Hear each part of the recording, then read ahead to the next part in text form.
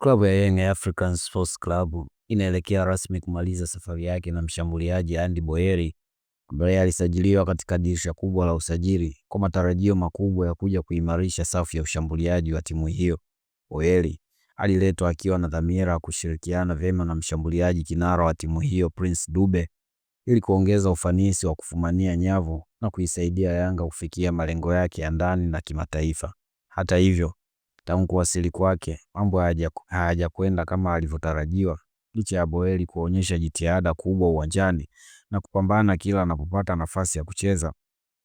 Mchango wake katika upachikaji wa mabao au kuaridhisha viongozi na benchi la ufundi la Yanga.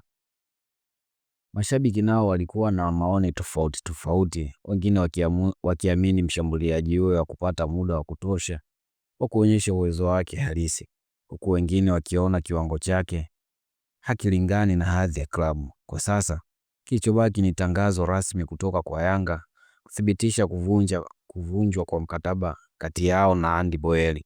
Uamuzi huu unaonekana kuwa sehemu ya mkakati wa klabu kufanya maboresho katika kikosi chake, hasa ikizingatiwa pressure ya ushindani mkubwa kwenye mashindano mbalimbali wanayoshiriki.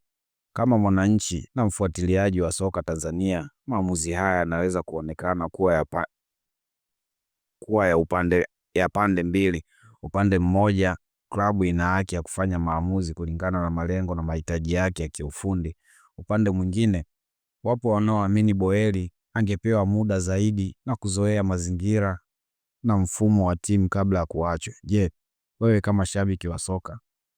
wewe kama shabiki wa soka unaona viongozi wa Yanga wamechukua uamuzi sahihi kuachana na Andy Boyeli au walipaswa kumpa nafasi zaidi? Toa maoni yako kwenye comment, usahau kulike, kushare na kusubscribe ili kuendelea kupata taarifa mbalimbali za kimichezo.